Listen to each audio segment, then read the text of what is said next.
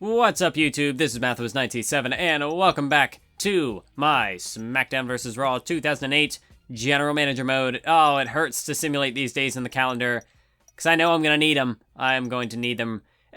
By the end of this month, even, I might be under 2 million viewers. That's certainly a possibility, so maybe I'm going to have to start pulling out some stipulation matches already. Yeah, this type of a series, we might not be able to just get away with a slow build-up.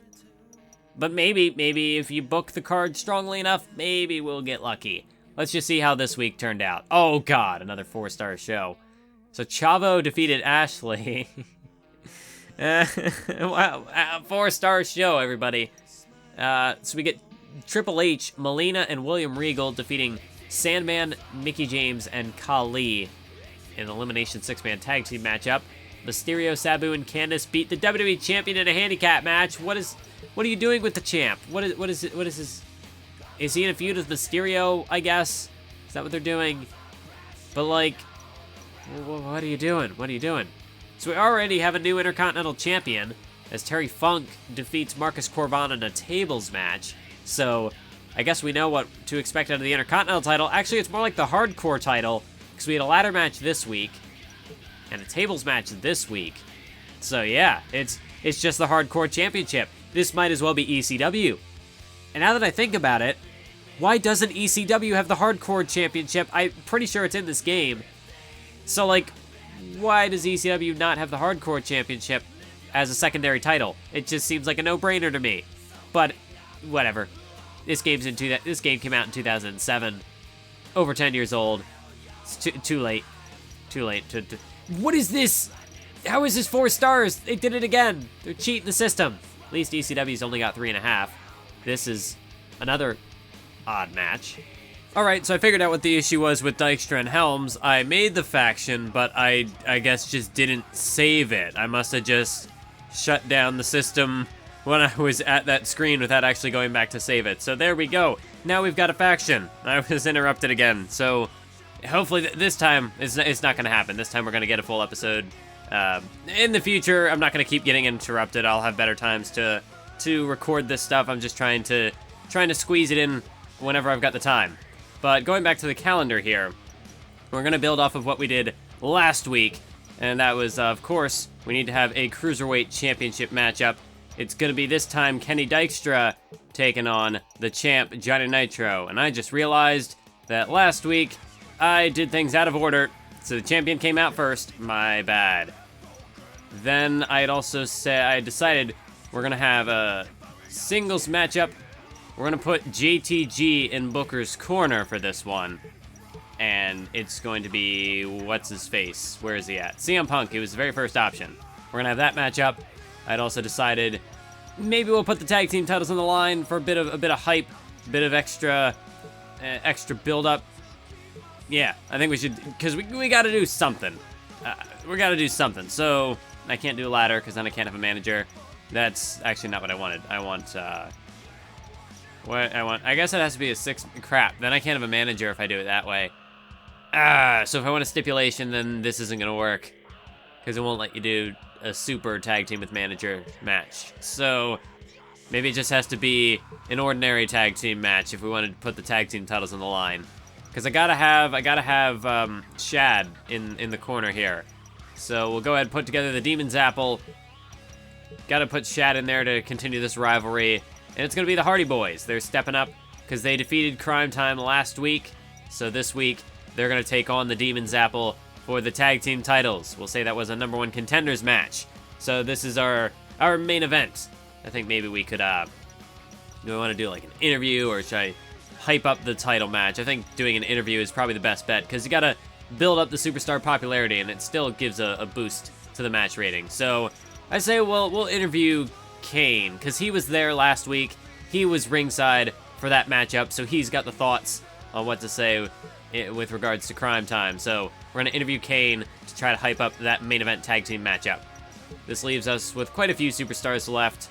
I do realize now, of course, after I've already recorded so much stuff, realized I was in the middle of looking down these match cards, and what I noticed, we have a lot of handicap matches here. So they're abusing the handicap stipulation in the same way that I was doing it in 2006 and 2007. So, I think it's fair game. I'm gonna go back to... Because really, you gotta... They're doing the popularity farming. That's what this is. You're just farming for popularity. You're going on that grind. Because, like, here, Michaels gets the loss, but Snitsky, Piper, Lashley, they all get a win.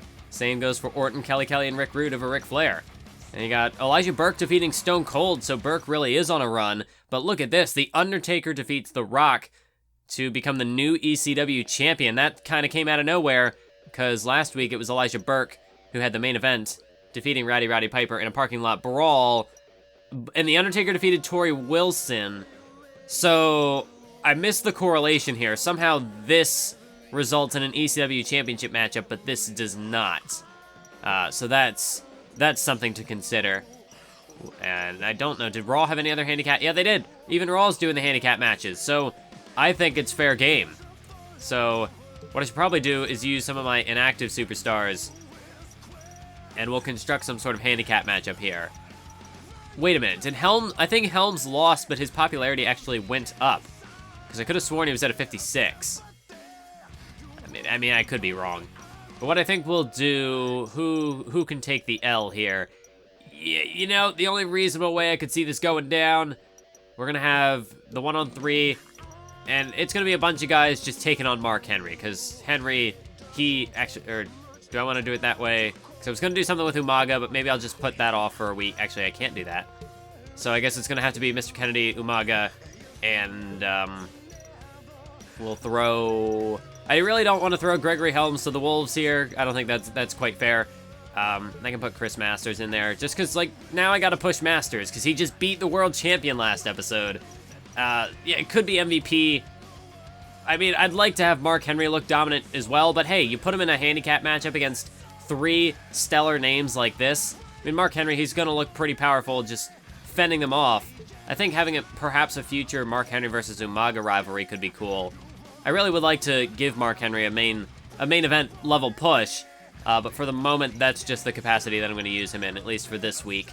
And we got 4 guys left, so what I think is going to happen, last week we had John Cena take on Chris Masters in a non-title exhibition match. So this week, it's going to be MVP taking on Edge, and maybe I should do this the other way around. Maybe I should have John Cena MVP's corner, because last week things didn't work out so well when I put Edge in Cena's corner, but I think I'm gonna risk it this week, see if I can pull things off. And I've got a decent amount of cash left, although one thing that I also am just considering, I'm gonna go into my storyline writers, and I'm gonna pick up that guy who's got the Battle of the Titans rivalry, because that's pretty important stuff there, because that'd be perfect for like a Mark Henry Umaga rivalry.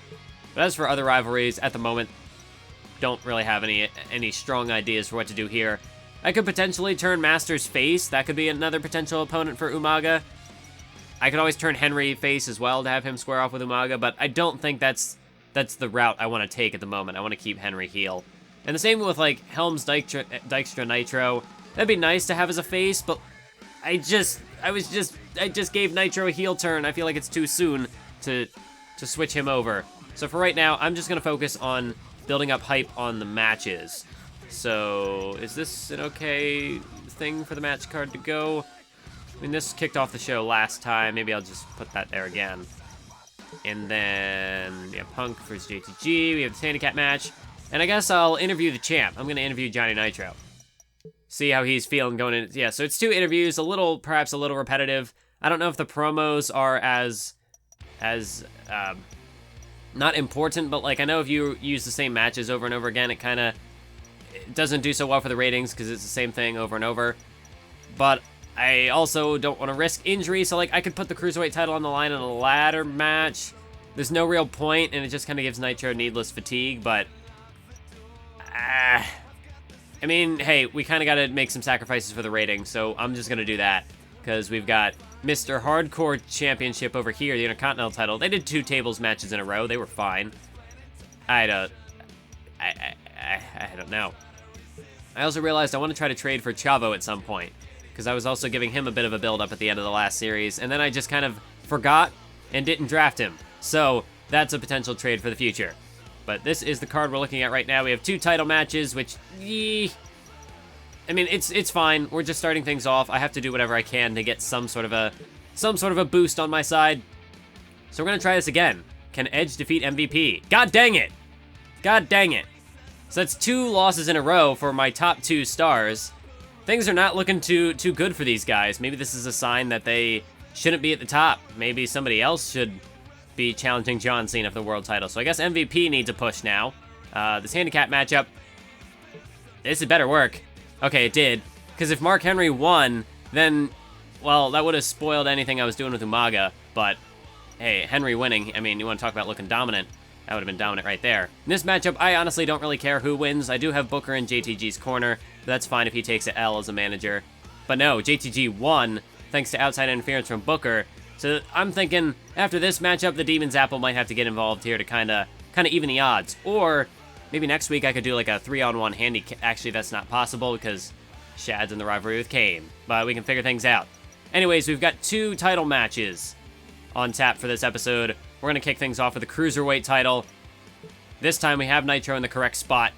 But even so, I'm going to do entrance on. And I don't think that any interference is going to work out now, which I thought would have been kind of cool. But because I screwed up the faction in the creative mode, I don't think it's going to work. But let's just get to it. This has been pretty interesting what's been happening with the top tier stars on our brand. I mean, Edge and Cena have been flops so far. So it'll be interesting. Maybe I should just try to trade them off straight out of the gate. Although I have been doing some more thinking about the calendar, how I could potentially use that. And I'm thinking it would be okay if there was somebody I wanted to trade away to pick up more superstars, because right now I don't even have a full roster of 20, and I would like to fill that roster out at some point. So like if I built up somebody, or like if I do the popularity farming thing, it might be possible. I don't know what you would think of this, if it'd be a good idea, but just to kind of balance that out, if I have a guy constantly taking losses, just to kind of even things out, have him go invade a show every once in a while, just to keep his popularity afloat. Or, again, like I was saying, to trade somebody away, just to give them that bit of a popularity boost. Could be another idea to consider, just a way to bring in more people to the show, because we're already at a severe disadvantage. I'd like to do whatever I can to even those odds out. But hey, I'm going to try to book things incredibly well, and hope that I can compensate for a lack of star power with tremendous booking.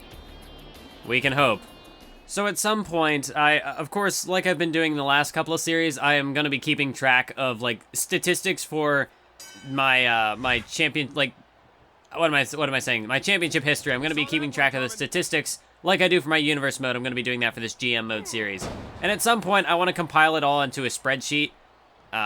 Because, like, what I did with the universe mode championship history, I mean, I do already have a text post for it, but I want to move that to a spreadsheet as well.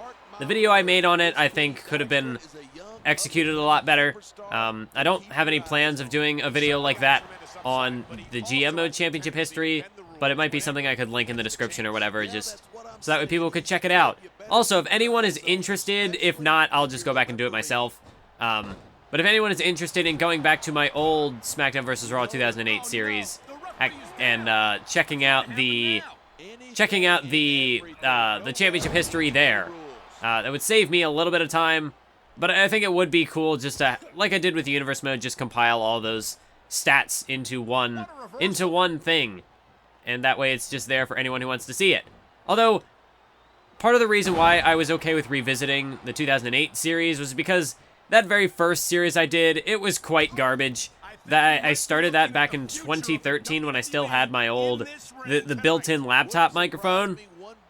And there was like, I mean, you can see the evolution of that series over time, because it started out, like I said, it started out in 2013. I think it finally ended just before WWE 2K15. So that series went on for quite some time. There were a lot of, well, there was one main break when it was, when the 2K15 game was coming out. No, when WWE 2K14 came out is when there was a break. And then I think there might have even been another break when 2K15 came out, just because of the timing.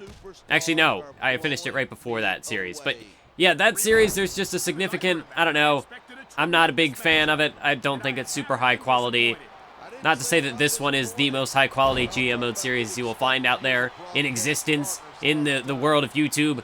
But I do think, at least like technically speaking, I've got a better microphone. I've just had more experience, more practice with commentary. So I think it's gotten better since then. Because right now, Johnny Nitro has got Kenny Dykstra dropping him over that top rope with an inverted suplex. And now it looks like Johnny Nitro's going outside of the ring. Johnny Nitro is going to grab a ladder, introducing the very first ladder of the match into this contest. He could be looking to climb it and capture his Cruiserweight Championship to retain the gold. Oh, but look at this. Dykstra's got the referee. Why is there... Oh, my God! Johnny Nitro just relentless. The referee was getting thrown in his face, and Johnny Nitro just decked the referee with the ladder. And now Nitro setting up that ladder, trying to make sure it's in the prime position as he now ascends to the top of the ladder. And Nitro's got his hands on the title, but he sees Dykstra's coming up. Dykstra's coming up. Oh, no. Oh, no. Look at Nitro. Superplex. A superplex off the ladder. Dykstra goes down. And now Johnny Nitro gonna climb back up that ladder. The referee back to his feet. Not like that really matters much for Nitro. This is a ladder match. And Nitro's got both hands on the title. Dykstra is down. But is he out? You can see he's stirring, trying to force himself to his feet. But Johnny Nitro's got the title about halfway drained. Can he finish it? Can he take it down? No, here comes Dykstra. Dykstra after him, and Nitro saw him coming. Johnny Nitro now getting struck by Dykstra here. Dykstra with a rally, but Nitro trying to strike back. Dykstra missed. Dykstra missed, but now a shot again. But a shot again from Nitro. And now, both men. Oh, look out. Oh, no. Nitro was in trouble for a moment there. But Dykstra, oh, he's going to get him again. He's going to get him again. Superplex. The referee only barely managing to get out of the way of that one. And just look at Nitro. Nitro just rubbing salt in the wound, adding insult to injury. He knows he's got this in the bag. And now he's just showboating before he ascends to the... Wait, what's he doing?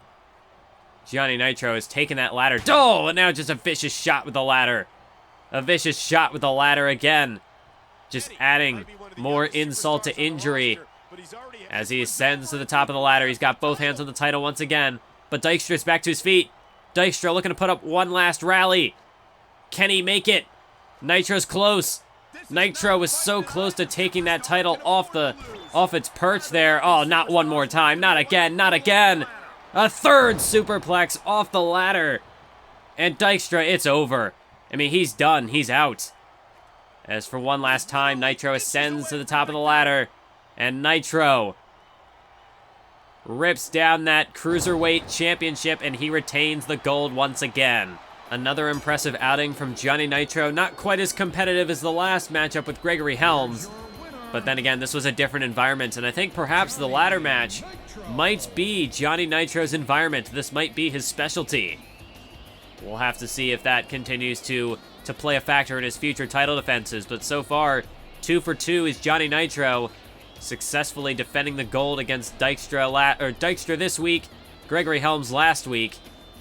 As now, Johnny Nitro ascends to the top of the world, the top of this ladder, and he poses with that coveted Cruiserweight Championship in his grasp. Johnny Nitro, like I said last week, perhaps the future of this brand. You're looking at him right there. And now it is time for your main event of the evening. This is for the Tag Team Championships. And here are your #1 contenders, the team that defeated Shad and JTG last week.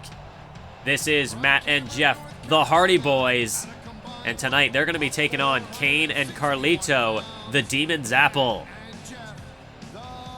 And the Hardy Boys are looking pumped as always. They are looking red hot. Of course, Jeff Hardy, Matt Hardy, had a bit of a lackluster performance in the United States Championship tournament. Matt Hardy advancing to the second round before being defeated in that triple threat match by CM Punk. As for Jeff Hardy, he was squashed by Mark Henry in the opening round. But they're looking to rectify themselves. They're looking to adjust their course here in the tag team division by going straight after and becoming the WWE Tag Team Champions. But they are going to have a tough task ahead of them because Kane and Carlito, the Demon's Apple, they're not a team you want to mess with. And you know what's funny? I gave them a different entrance that wasn't this one, or maybe I didn't.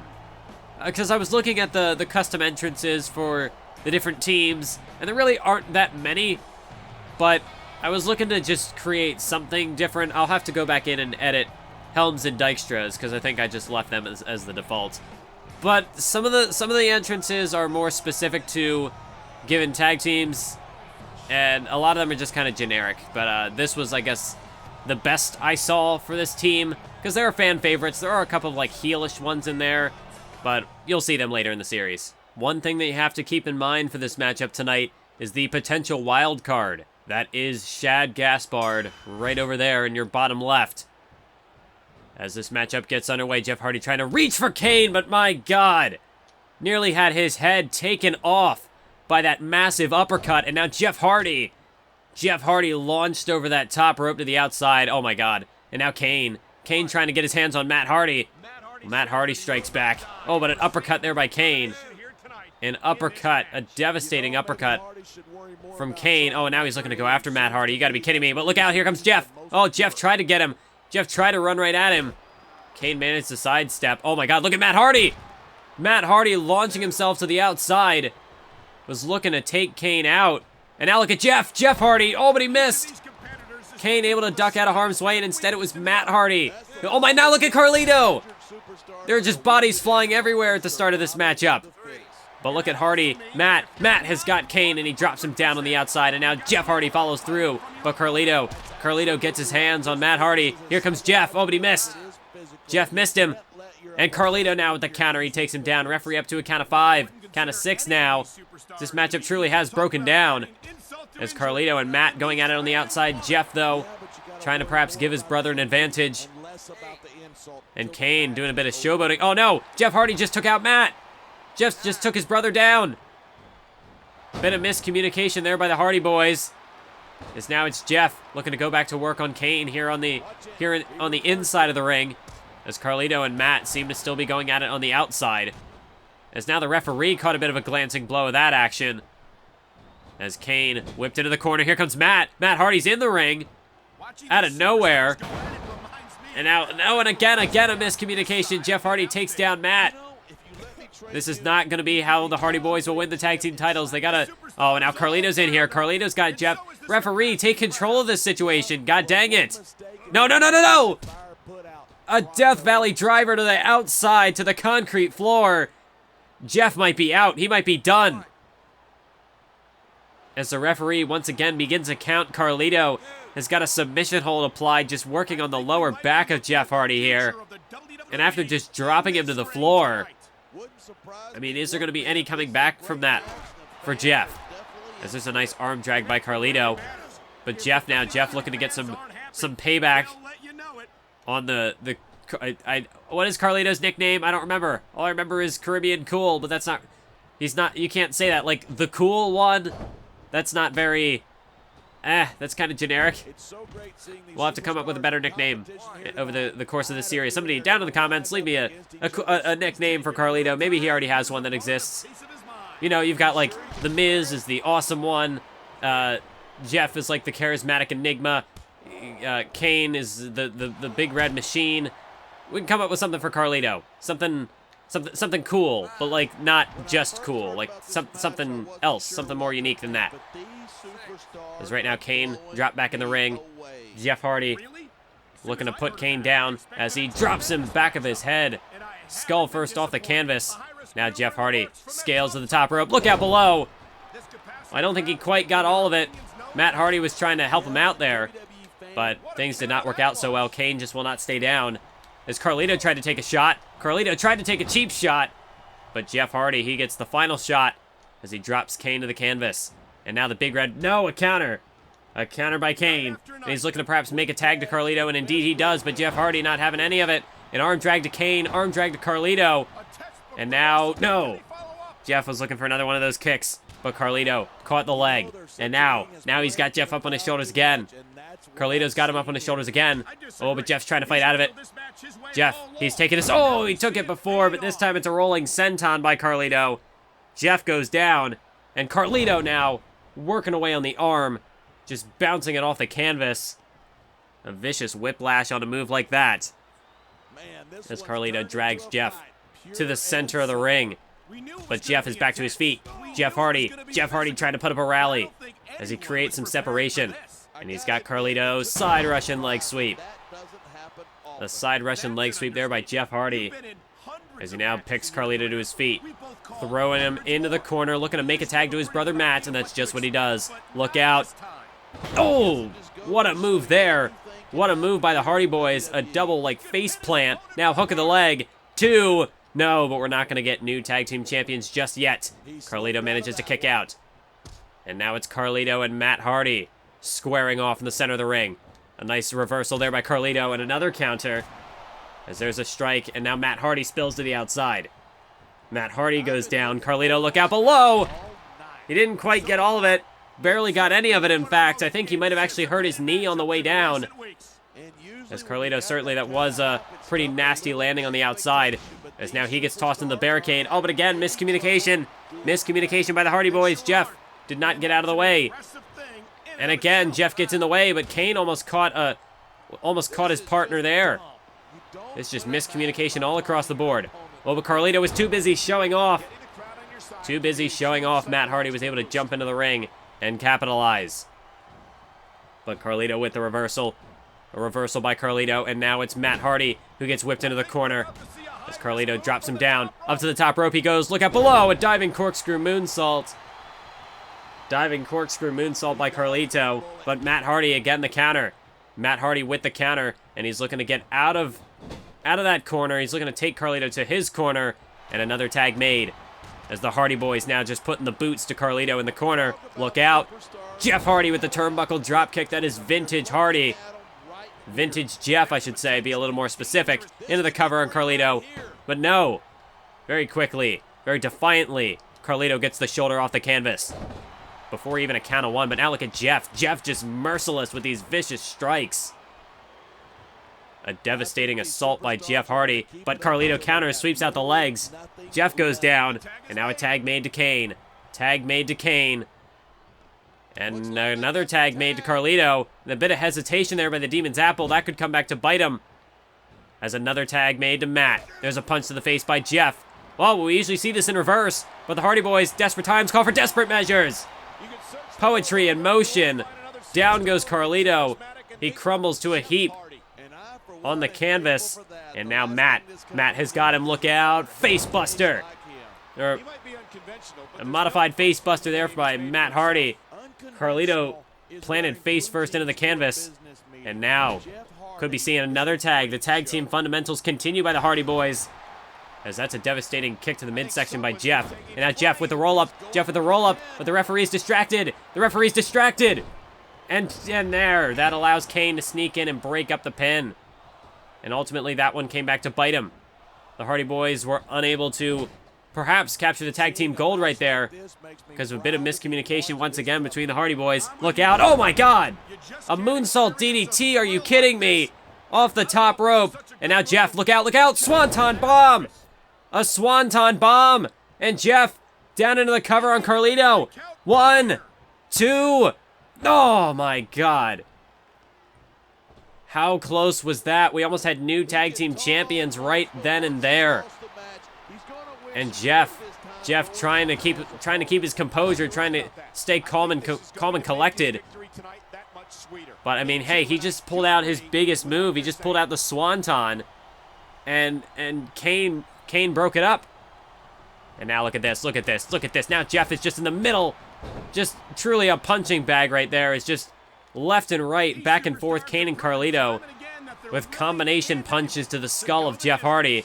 And now a seated Boston Crab here by Kane. Matt Hardy trying to come in to break it up with a drop kick to the back of Kane's head. And he manages to keep this match alive. Jeff Hardy now trying to rally against the big man. But it's Kane who's ultimately able to outstrike him. As Jeff now whipped into the corner. And there's a boot. He dropped him down to the bottom turnbuckle rather. But he's going to toss him right back in. And a tag made to Carlito. And now some tag team maneuvers on display here by the Demon's Apple. Of course, when it comes to tag team fundamentals, you cannot count out the Demon's Apple. Reverse DDT by Carlito. A reverse DDT. Carlito dragging Jeff away from the ropes. And he's looking to go in for the pin as he hooks the leg. 1, 2, 3, and that's it. The Demon's Apple retain the gold. It truly was a battle of inches in that matchup. Very competitive, very back and forth. And it wasn't a match that went out with a bang, but with a whimper. Because really, it was just a matter of score the pin whenever you have an opening. It doesn't matter what the move is. It doesn't have to be flashy. Just walk away with the gold, and that's what happened here tonight. Carlito got him with that reverse DDT, and after the damage done from those double team maneuvers, Jeff Hardy just didn't have enough to kick out. And it's the Demon's Apple who retain their tag team gold. And perhaps the Crime Time may be next in their sights. And that's the show, folks. We had two incredible title matches, although nothing super spectacular, so we'll see how the ratings go. 3 stars, that's better than last week. We had a 3-star opener, 2.5, 2.5, despite the latter stipulations that honestly didn't help at all. So that was pointless. I thought maybe that would give us a bit of a boost, even with the interview. Nothing.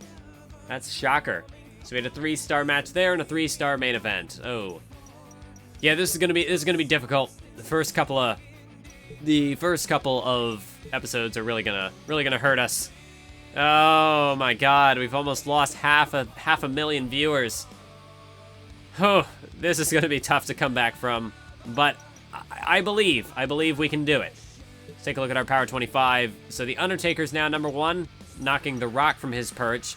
Yeah, John Cena, that's back-to-back losses, so of course he's gonna drop a spot. Booker on the meanwhile, what am I saying? He's up to number 9. But Edge, yeah, Edge is falling as well after taking another loss. Things are not looking so hot for my 2 top stars, Edge and Cena. They're failing me right now. Still ahead of Batista, though.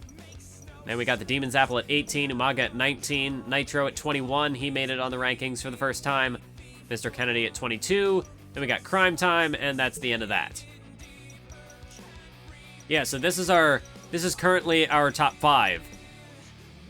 That's what we're looking at right now. So if Edge isn't going to be the next world champion, Umaga's already there, which I kind of expected that would happen.